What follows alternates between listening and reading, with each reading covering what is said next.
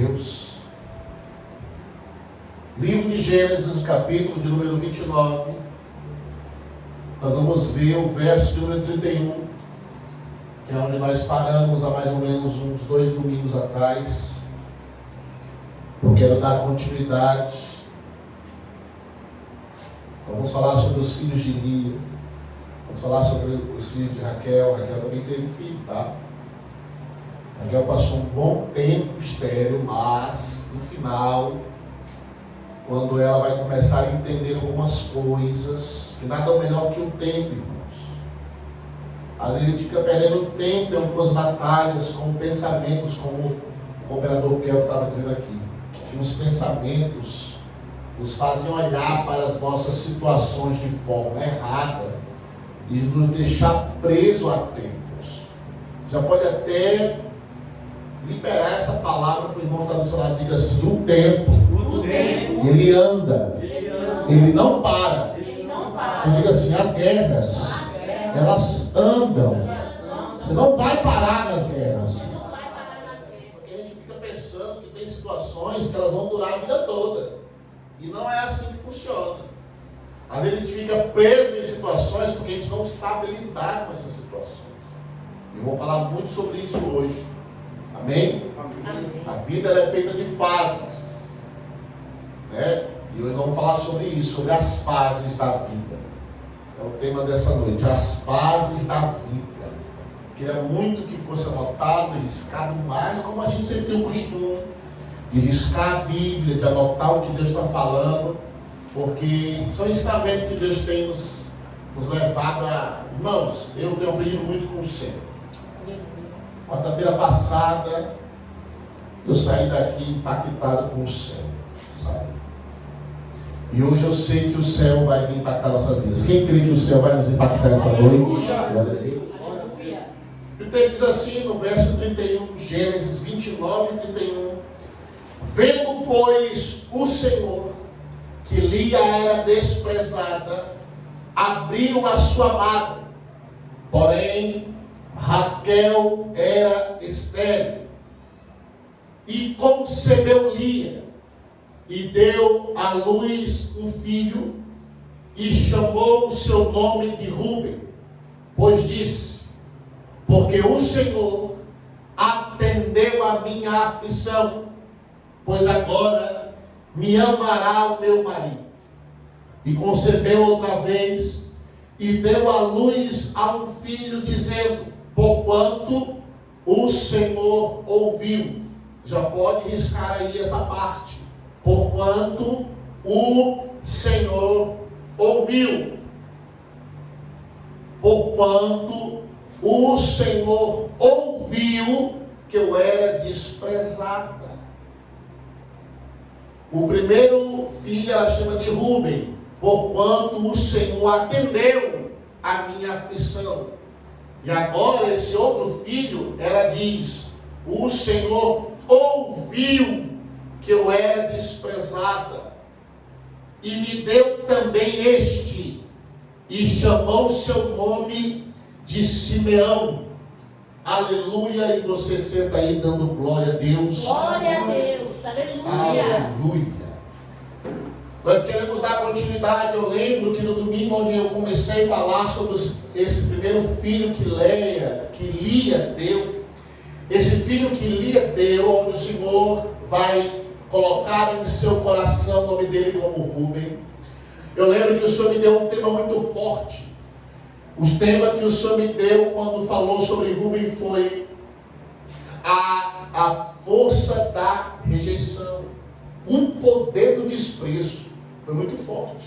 O poder do desprezo. E agora, ela vendo que o Senhor atendeu a sua aflição, viu que ela estava sendo desprezada, o Senhor não só vai abrir a madre dela, mas o Senhor vai dar o seu primeiro filho. E o povo, aqui nesse contexto, e até hoje não é diferente, o nome dos filhos tem significados que marcaram a sua história. Filhos que até mesmo não tiveram nomes tão interessantes como o mesmo Jacó, que seu nome vai representar suplantador, ou aquele que agarra. Porque Jacó, como você sabe, foi aquele menino que nasceu de um parto de gêmeos. Isso. Esaú nasceu primeiro, e a Bíblia diz que Jacó saiu agarrado no calcanhar de Esaú, e a mãe, vendo aquilo, disse: o nome dele será Jacó, pois esse aqui agarra, esse aqui é suplantador. E agora Jacó, dando continuidade com seus filhos, agora o seu primeiro filho, a sua esposa, vendo e dizendo que o Senhor atendeu a sua aflição, tirando ela do desprezo, agora ela vai dar esse primeiro nome do filho de Ruben, que simbolizava também não só o Senhor viu meu desprezo, mas também simbolizava força.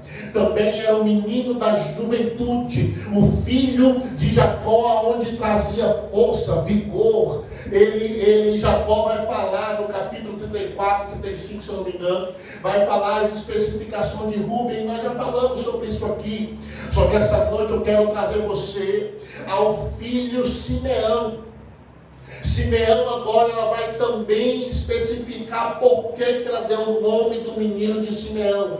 É porque agora o Senhor não só viu, mas ela está dizendo que o Senhor ouviu que era ela desprezada.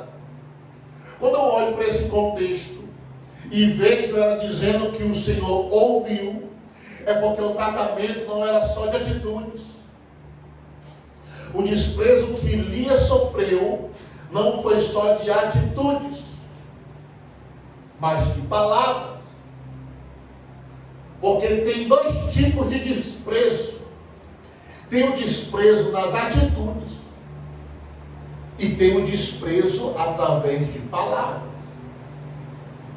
Lia, ela vai sofrer esses dois desprezos. O desprezo da atitude, porque Jacó amava muito Raquel e desprezou com atitudes Lia. Mas também não só atitudes, mas eu vou trazer um pensamento de pregador que eu tenho. Não é o que está escrito, mas é a minha mente. Se Jacó desprezava Lia com atitudes, há uma grande probabilidade de Jacó falar coisas que não agradavam Lia. E quando ele falava coisas que não agradavam a Lia, automaticamente o Senhor também ouvia o desprezo em forma de palavras. Eu quero já trazer aqui um entendimento para a igreja. Não despreze ninguém. Não despreze ninguém nem com atitudes e muito menos com palavras. Eu vou falar hoje sobre as fases da vida. E falar em fases da vida e não falar de fases maus é não falar da vida. Porque nós queremos aprender e ensinar as pessoas só com acertos. Mas a vida não é feita só de acertos. A vida, ela é mais feita de erros do que de acertos. E quando eu falo de erros, eu estou falando e assumindo que Jacó errou. Que Jacó cometeu um erro de desprezar alguém que é fértil. Nós falamos isso no primeiro domingo. Que ele amou e desprezou a outra. E a sua atitude de desprezo fez o céu olhar para o desprezo e fazer ela prosperar. E a outra que foi amada, a Bíblia diz no versículo 31 que ficou estéril. Então o Senhor está nos ensinando aqui que Ele não só vê, mas Ele ouve. Ele não é Horus, chamam o olho de Horus. O olho que tudo vê, Horus não vê nada. Horus é um símbolo egípcio que disseram que ele via tudo. Tudo era colocado diante dele e ele estava sobre toda a terra. Não. Eu conheço Yeshua HaMashiach, a Bíblia diz que ele está sobre a terra. Que a sua glória está tomada sobre a terra. Diga glória a Deus. Esse sim vê tudo, ele vê tudo. Aleluia. Então cuidado quando a gente com nossas atitudes despreza.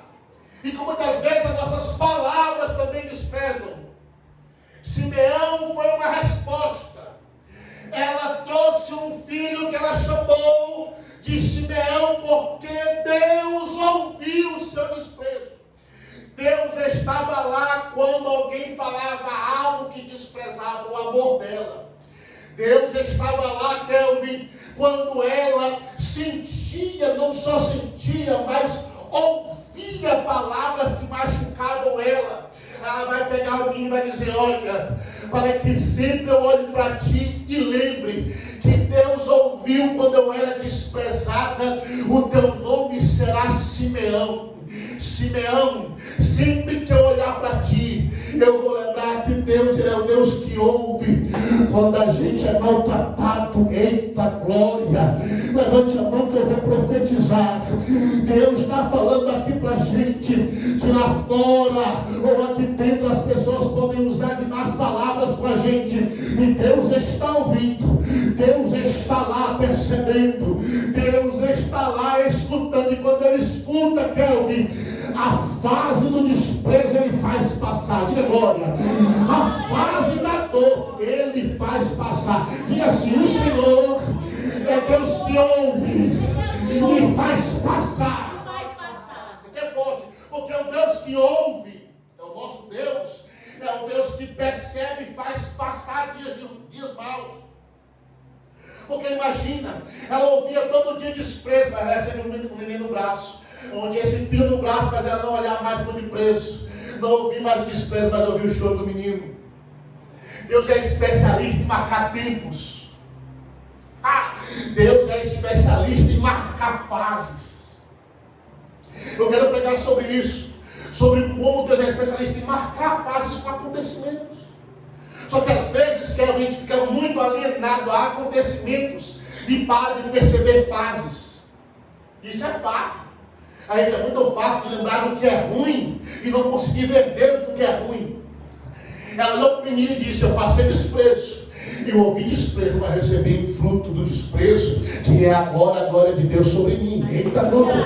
Foi Deus que deu o filho para ela, dizendo: Deus ouviu e Deus me deu resposta. A força do desprezo, a força do tempo, o poder das fases. Pastor, onde o senhor quer chegar? Eu quero dizer para você que em tudo que a gente passa, nós temos que marcar esses tempos. Ela deu um jeito de marcar o tempo dela com o nome do menino. Ela disse: olha, esse menino vai se chamar Simeão, porque o Senhor ouviu o meu desprezo. Esse menino, quando eu olhar para ele, eu vou lembrar do tempo que eu ouvia coisas que não me agradavam. Nós temos que aprender a marcar as fases. Nós temos que aprender a marcar os tempos. Eu tinha algo, eu não gosto de pregar testemunho, mas porque eu aprendi que a Bíblia, a gente prega a Bíblia, está escrito. Mas tem testemunho que encaixa muito bem. Eu lembro que quando eu conheci Jesus, eu ganhei uma calça do exército. E essa calça do exército eu ia muito para o monte com ela. Irmão, eu passava nessa época mais tempo de joelho do que de pé. Era tanto que essa calça foi criando um buraco no lugar do joelho. Eu fui crescendo na frente daquela calça, onde eu sempre ia para um monte, eu ia com essa calça. Eu peguei chuva com essa calça, peguei sol quente com essa calça. Eu passei por dentro de águas, porque tinha um monte que eu ia, que a água dava aqui no joelho. Às vezes eu passava por dentro desses riachos, esses lagos, para atravessar para ir para um monte. E essa calça, ela tinha as marcas do tempo. Essa calça passou uns 10 anos comigo, até mais. Toda vez que eu ia clamar a Deus, botava essa calça. Sempre era ela. Então essa calça, ela marcou um tempo para mim. Quando eu olhava para a calça, eu não tinha como não olhar para ela, abrir a gaveta, não ver ela e não lembrar de um tempo. Porque essa calça remetia o tempo, e nem ela. Quando ela viu o menino correndo, ela dizia: amor. Ao mesmo tempo ela lembrava: ei, lembrei agora das coisas que eu ouvia. Mas Deus pegou o que eu ouvi e transformou em alegria. Aleluia. Deus pegou o desprezo e fez ele correr pela casa. Nós temos que marcar o nosso tempo. Eu quero que vocês essa noite aprendam a marcar suas fases. A Bíblia, Vai falar que os pastores, eles tinham alguns objetos. Inclusive, no primeiro livro de Samuel, capítulo de número 17, se eu não me engano, versículo de número 40, quem puder abrir aí, o primeiro livro de Samuel, o capítulo de número 17. Eu não sei se eu estou tão bom assim de decorar texto. 41. Verso 40, lê para mim aí, meu filho, vê se é aí o que eu estou pensando aqui. Vai dizer sobre o que um pastor carregava nessa época. Deixa eu ver se é isso mesmo. Vou tomar aqui também. Vê aí o versículo. Não, é isso aí mesmo, rapaz, é o 40 mesmo. Lê aí bem alto, 40. E em seguida pegou o seu cajado. Pegou o quê? Cajado. Continua. Escolheu no riacho 5 pedras lisas. Certo. Colocou-as na bolsa. Opa, então ele tinha um cajado e tinha uma bolsa. E que mais? No seu alforje de pastor. Opa, pronto. O alforje e o cajado. Só isso mesmo. Olha só, estuda isso aqui. Isso aqui é poderoso que eu falo. Isso aqui não acha em qualquer livro, não. Ele tinha uma funda estilite. Só que eu quero enfatizar o cajado. O pastor de ovelhas, todos eles tinham o seu cajado. Todos tinham o seu cajado.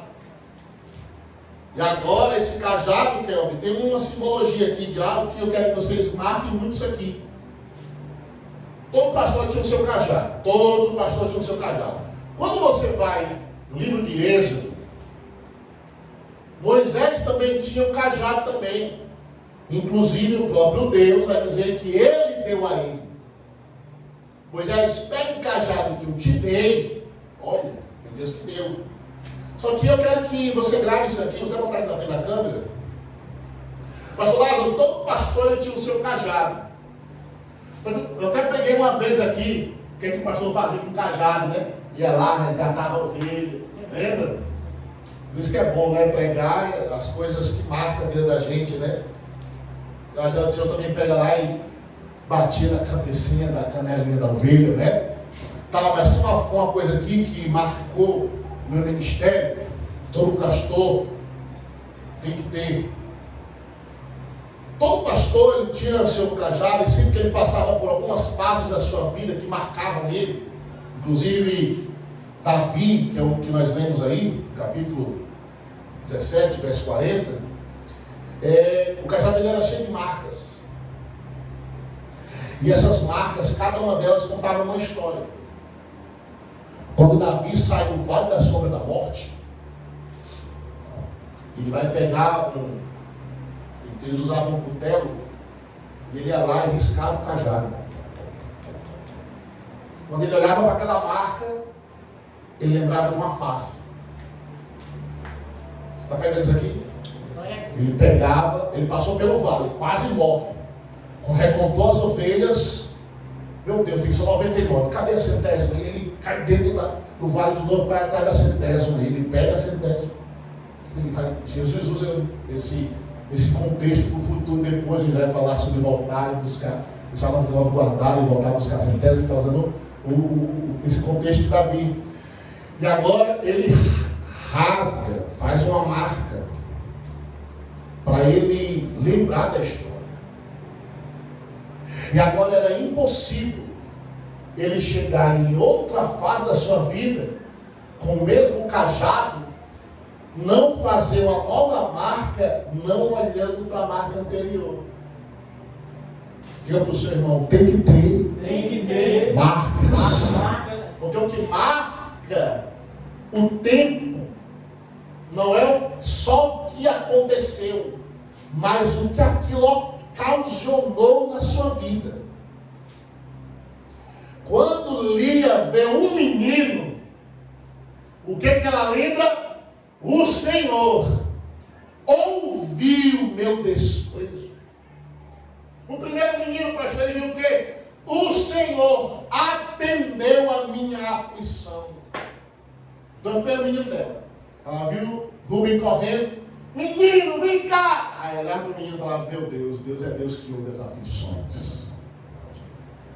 Quando o segundo menino via, menino, vem cá, sai aqui, vem comer. Aí olhava para o menino, Simeão, cadê tu, Simeão? Desce dessa árvore aí, meu menino. Na hora que eu ia almoçar, ela lembrava, o Senhor ouviu o meu desprezo. Aleluia. Porque os nomes marcavam as suas fases. Então, quando o pastor marcava o cajado, era impossível ele marcar uma fase atual sem olhar para a fase passada, sem lembrar o que ele aprendeu com a fase anterior. É Deus dizendo para nós que o que a gente passou, eita glória, não tem como morrer. Não tem como ficar esquecido do nosso psique, é impossível. A psicologia não explica, a psicologia nunca conseguiu entender como é que alguém com problemas mentais, com a doença que tem deixado as pessoas tem crescido muito no meio dos idosos, uma doença onde ataca os neurônios da pessoa e ela começa a esquecer das coisas atuais. Aqui no Brasil a gente chama de demência, a doença terrível, irmão. Ela é muito mal, essa doença.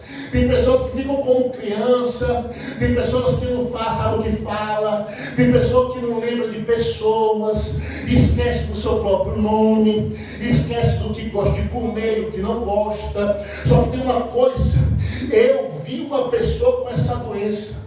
Eu conversava com ela e eu lembro que uma vez perguntava assim, tia, onde é que fica aqui? Eu preciso quebrar esse banheiro, só que eu não tenho como saber onde passa a encanação. Ela levantou da cadeira e disse, vem cá. Ela olhou para o banheiro e disse, aqui passa um cano tal, aqui passa um cano tal. E o rapaz olhava para mim, olhava para o rapaz, eu comecei a chorar. Não aguentei sair do banheiro. E eu disse para o Senhor, Senhor, como é que pode? Ele disse, filho, eu sou Deus que mando na mente.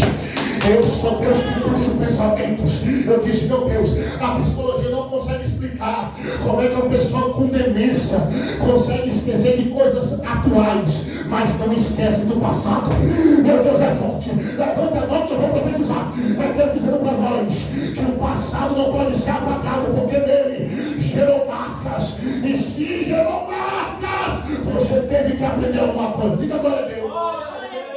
Não tem como coisas atuais serem vividas de qualquer jeito quem tem cajado e olha para a marca. Porque você fez algo que deu errado lá atrás e isso deixou uma marca. Você falou alguma coisa, isso causou algo de mal em alguém e você viu que isso deixou uma marca. Então quando deixa marcas, você percebe que o que marcas são boas, eu levo para a minha história, mas aquilo que causou marcas ruins, eu quero ter um ensinamento. Ensinamento é uma coisa, levar para cometer de novo é outra. Eu estava hoje em casa, o Espírito de Deus disse para mim que ia enviar para mim uma pessoa essa semana, não sei o que vai ser não. E essa pessoa ia chegar para mim chorando e dizer, pastor, eu fui decepcionado de novo. Se o Espírito Santo me revelou. Falei, Jesus, qual é o conselho que eu dou? Eu não sei nem quem é. O Senhor não me mostra a cara, o Senhor não me mostra a voz, o Senhor só diz que essa pessoa vai me procurar decepcionada. Ele disse, filho, disse para ela, diga para essa pessoa que a decepção faz parte das marcas. Mas nunca deixar de acreditar nessa pessoa por causa de decepção. Glória. Eu repeti de novo que eu falei muito alto. Ele disse, toda vez que chegar as pessoas tristes porque foram traídas por alguém, lembre-se a ele que vai vir traição de novo. Mas nunca deixar de confiar nas pessoas. Acreditar nas pessoas é uma faca de dois gumes.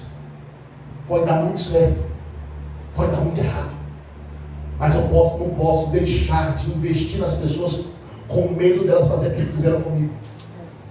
Sabe o que Deus está dizendo para nós aqui? Que o que elas vão fazer com a gente não altera quem nós somos. Quem vai ficar mau caráter da história não sou eu, porque confiei. Aleluia. O segredo é confiar, olhando para as marcas. Quem entende isso, de glória a Deus. Glória a Deus. Porque se você for deixar pessoas entrarem na sua vida por causa de marcas, você não vai ter ninguém. Porque ninguém tem a placa na testa, falso. Alguns até não conseguem disfarçar. Tá, mas não vou entrar nesse método não. Hoje você não consegue, hoje você olha e fala, não sei mais quem é ladrão não. Porque antigamente o ladrão se vestia como ladrão, falava como ladrão, andava como ladrão. Hoje o ladrão é de Corolla. Rouba mais que os que andam de bicicleta. Porque não é sobre o que está escrito atrás das pessoas, que se for assim não vai fazer nada por ninguém. Mas é sobre investir nas pessoas como Deus investiu em mim. Aleluia. São marcas que me dão não más impressões, mas me dá esperança que aquilo que eu aprendi serve de aprendizado para os outros. Como assim, pastor? O que o senhor está dizendo? Eu estou dizendo que se alguém trair você, dê glória a Deus por isso.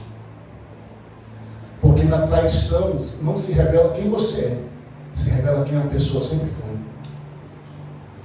Traição não deve mudar nossas características, só revela as outras pessoas que elas foram. Não altera a gente. Pastor, e a próxima pessoa? A gente vai continuar a investir de novo. A gente vai abraçar de novo. Vai dar amor de novo. Pastor, se a gente for cair de novo, marca o cajado e continua investindo no próximo. Quem está entendendo isso, glória a Deus? Glória a Deus. Porque assim foi o Senhor conosco. Ele nos marcou, Lorena. A gente trai Ele todo dia. A gente negocia nossa santidade todo dia. Mas o Senhor parou de marcar a gente por causa disso. Ele marca a gente de novo. Aleluia. A nossa vida é o nosso cajado, mas nós somos o cajado de Deus na terra, Lorena. Tudo que a gente passa é marca que serve de aprendizado. Aleluia. Agora eu vou te dizer uma coisa, porque eu quero estar num contexto de quem foi Rubem, de quem foi Simeão, mas eu não consigo chegar lá se eles falarem de Lia e Raquel. Porque na minha Bíblia aqui vai relatar que elas criaram uma confusão, irmão.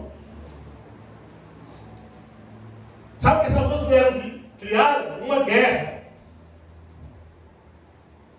Como assim, pastor? Na epígrafe da minha Bíblia. Na epígrafe da minha Bíblia.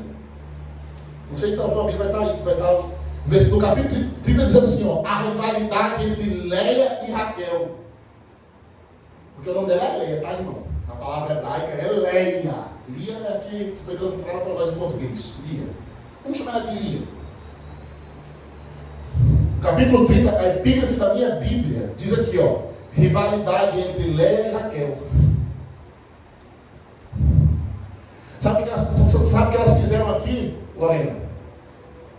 Ficou tentando gerar para chamar a atenção do marido. Uma guerrinha besta. Só que Jacó nunca tirou Raquel de ser mais amada porque ela não gerava. Ele continuou desprezando o mesmo jeito. Mesmo ela dando um monte de filho. Pastor, o que isso me ensina? O que isso me ensina?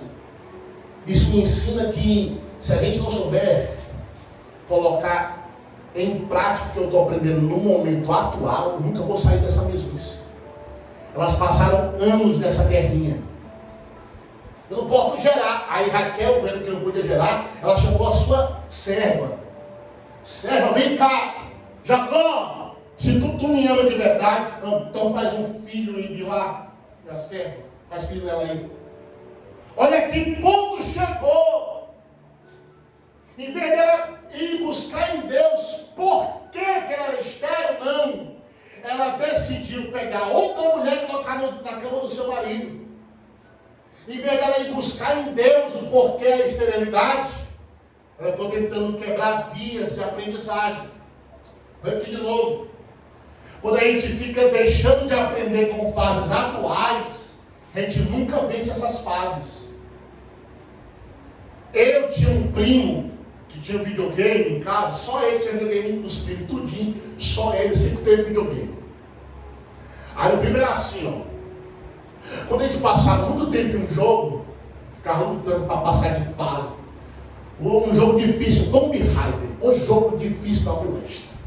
Era uma mulherzinha, tinha que subir umas coisas, tinha que fazer umas coisinhas, umas missões, que era impossível. Aí lançaram na época a revistinha de videogame. Era caro também. A gente pagava na revistinha muito dinheiro, porque lá tinha códigos. Como passar da fase tal. Aí botava lá o código de vida máximo, vida infinita, não morrer. Arma com bala infinita. Eita, agora vamos passar de fase. Só que passava de fase com código. Porque sem o código, não aprendia como era certo passar de fase. Se eu estivesse entendendo, eu estava dando glória no mistério da atomicidade. Sabe o que eu estou dizendo? É que tem gente que não quer passar pela fase e aprender a passar por ela. Ele quer cortar caminho. Ele quer aprender código. Senhor, eu vou dar um jeitinho brasileiro aqui para não passar por isso aqui logo. E Deus dizendo, não. Eu não quero que tu passe logo. Eu quero que tu aprenda na fase. Risca cajado. A pergunta é, o que você está passando? Você está aprendendo ou você quer passar de fase logo?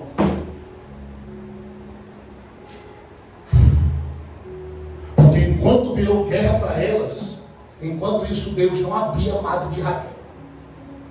E iria prosperar. Porque o único objetivo de Lia era ser amada. De Raquel, pastor, ser melhor que Lia. Enquanto ela não entendeu que a fase dela era ser amada e amar sua família, que eu não Lia era sua família, porque ela era sua irmã, ela não passou de fase. Me lembra de Ana, que a Bíblia diz que Ana, o Senhor cerrou a madre dela. E todo ano ela ia sacrificar com seu esposo ao Senhor. E sempre ela ia chorar no altar do Senhor. Senhor, dai-me um filho, porque é minha